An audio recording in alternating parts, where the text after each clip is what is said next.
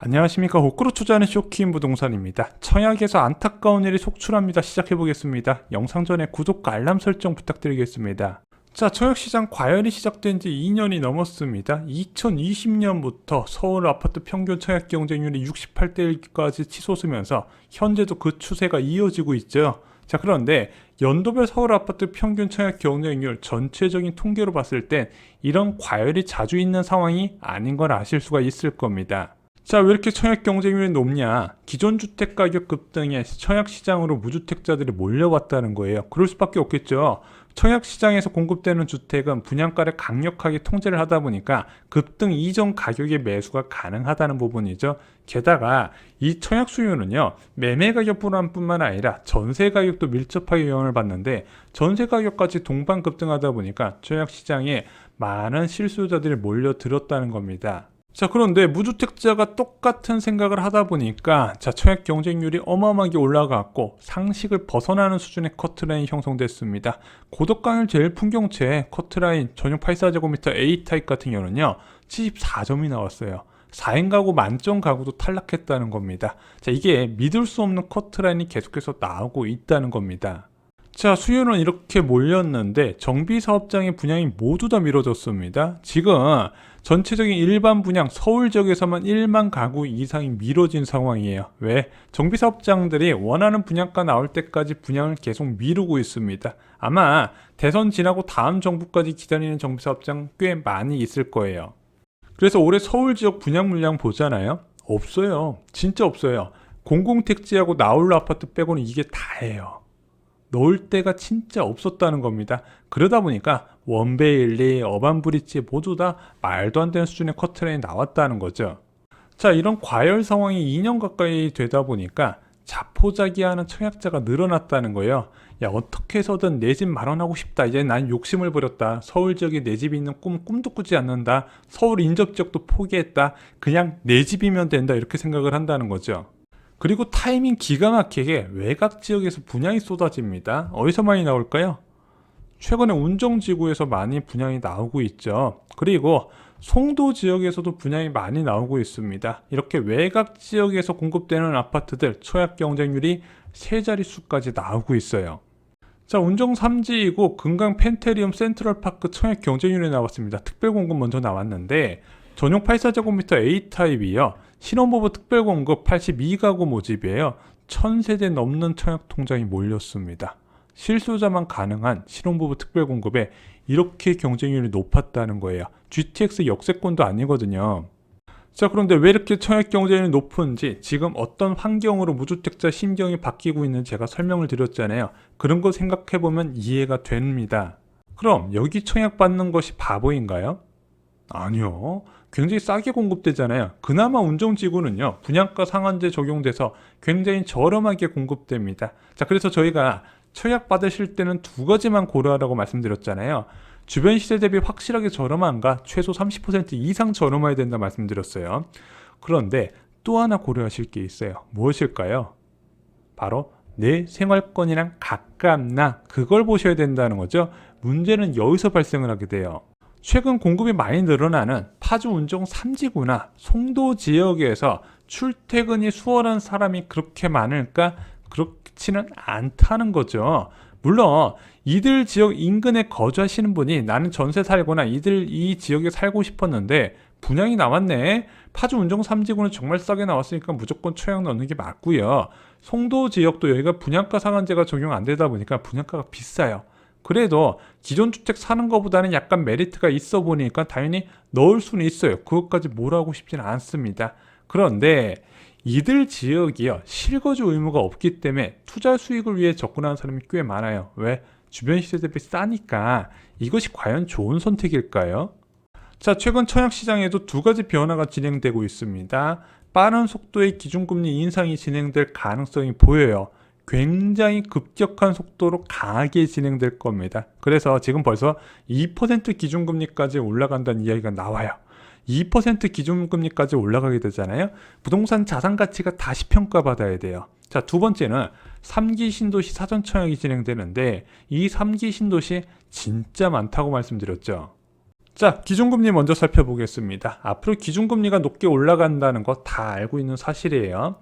그러면은 내년에 아무리 못해도 1.5%까지 기준금리 올리게 되면 제일 먼저 무엇이 반응을 할까요? 이미 어느 정도 반응을 하지만 대출금리가 빠르게 올라가게 됩니다. 자, 대출금리가 올라가게 되면서 당연히 매매 수요는 감소하게 될 것이고 전세자금 대출금리도 같이 올라가면서 전세 수요, 고가 전세 수요도 감소하게 됩니다. 자, 그러면은 분명히 수요가 감소하면서 거래가 소강 상태에 빠지고 약보합에 들어갈 가능성이 커요. 그런데 매도자가 무서워서 집을 팔까? 그 부분은 좀 다시 생각해 봐야 돼요. 왜? 실질금리가 마이너스가 유지된다면 파는 것보다는 보유하려는 전략을 세울 거란 말이죠. 그래서 전세 가격이 급락하지 않는 이상 아무래도 제가 볼 때는 많은 집주인들은 주택을 보유하려고 할 겁니다. 그러면은 언제 주택 가격이 불안해지냐? 실제적으로 수요도 줄어들었는데 공급도 늘어난 케이스, 그것이 2023년이 될 가능성이 있다는 거죠. 매매 공급 증가와 전세 공급 증가가 실질 금리가 플러스가 나타나면서 일어날 가능성이 있다. 게다가 2023년부터 서울 지역의 입주 물량이 크게 늘어나죠. 그러면은 매매와 전세가 동시에 하락하게 됩니다. 이것이 청약 시장에 어떤 영향을 줄까요?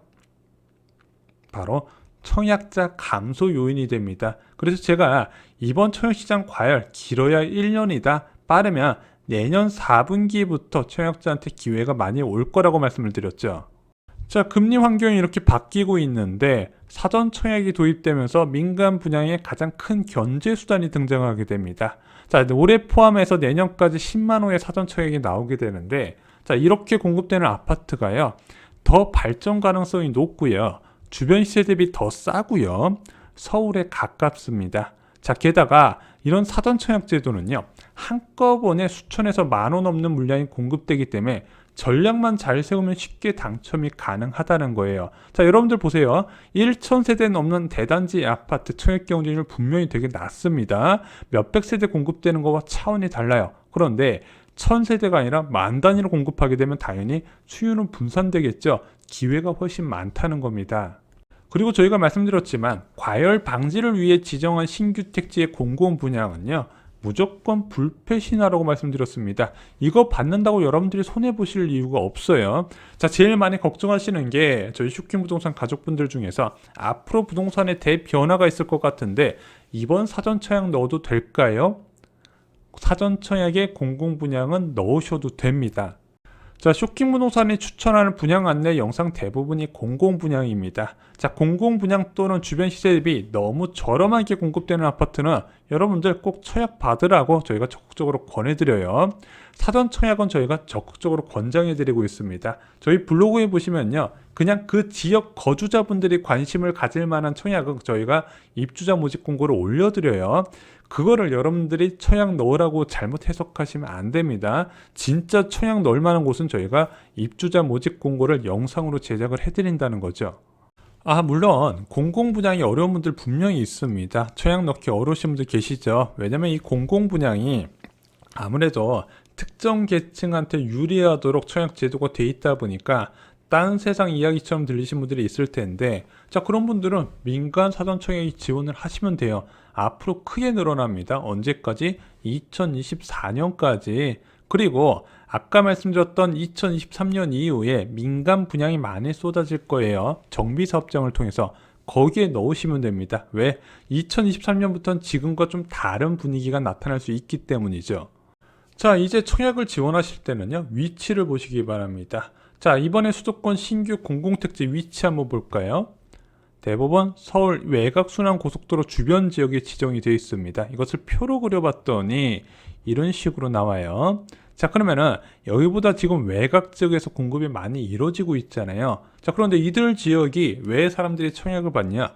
주변 시세 대비 싸거든요. 외곽 지역까지 주택 가격이 많이 올라갔다는 부분이죠. 그러면은 현재 왜 경기 외곽 지역까지 주택 가격이 많이 올랐을까?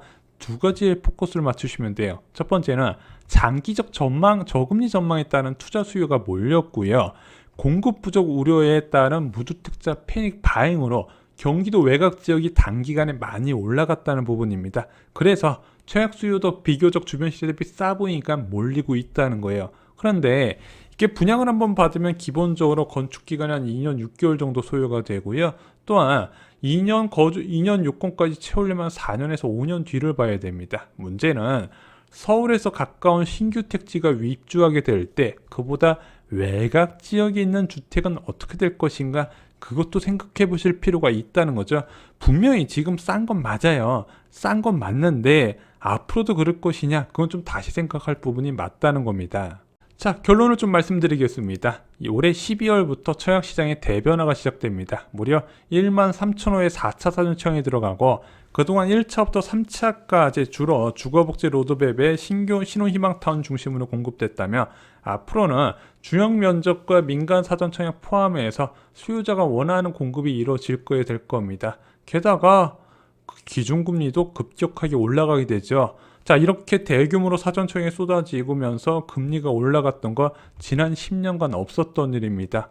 그럼 이런 상황에서는 어떻게 해야 된다? 사전 청약을 준비하시거나 또는 지금 분양이 이루어져 있는 정비사업 중심으로 청약을 준비하셔야 돼요. 자금 많으신 분들은 정비사업 중심으로 준비하시면 되고, 자금이 부족하신 분들은 공급 규모에 맞춰서 사전 청약 넣으시면 됩니다. 진짜 부족하다 싶으면 신혼희망타운도 나쁘지 않은 선택이에요. 자, 그런데 지금 제가 계속 저희가 여러분께 말씀드리고 싶은 게, 지금 청약을 투자 목적으로 접근하는 것은 절대 비추천이라는 거예요. 내 집 마련 수단으로 접근하셔야 돼요. 내 집 마련 수단으로 내 생활권 내에서 공급되는 외곽지역 무조건 오케이입니다. 그것까지 뭐라는 게 아니에요. 하지만 단지 주변 시세 대비 싸다고 내가 그동안 청약에서 너무 많이 떨어졌기 때문에 이거라도 잡아야겠다, 이렇게 접근하시면 절대 안 된다는 겁니다. 지금이 청약자가 가장 불리할 때라는 거 잊지 마시고요. 지금 여러분 지금까지 무주택자연 유지하셨는데 굳이 지금 조바심 내셔서 꼭 청약에 당첨되셔야 될 이유 있나요? 저는 그렇게 많아 보이지는 않거든요. 자, 지금 무주택자가 꼭 아셔야 될 지식 4가지가 있습니다. 쇼킹부동산원 아파트 교과서에 보시면요, 아파트 가격이 앞으로 어떻게 될 것인가, 이 정도 흐름 분석은 할 줄 아셔야 되고요. 두 번째, 부동산 세금도 기본적으로 알고 계셔야죠. 특히 양도세는 이제 온 국민 상식이 됐습니다. 세 번째, 부동산 규제 중에서 대출 규제는 반드시 알고 계셔야 됩니다. 마지막으로 청약제도 완벽하게 빠삭하게 알고 계시고, 앞으로 공급이 많은 지역도 체크를 하셔서 정 내가 지금 불리한 위치에 있다 싶으시면 이사 전략도 적극적으로 세우시기 바랍니다. 이상으로 영상 마치겠습니다. 좋아요, 구독, 공유 꼭 부탁드립니다. 감사합니다.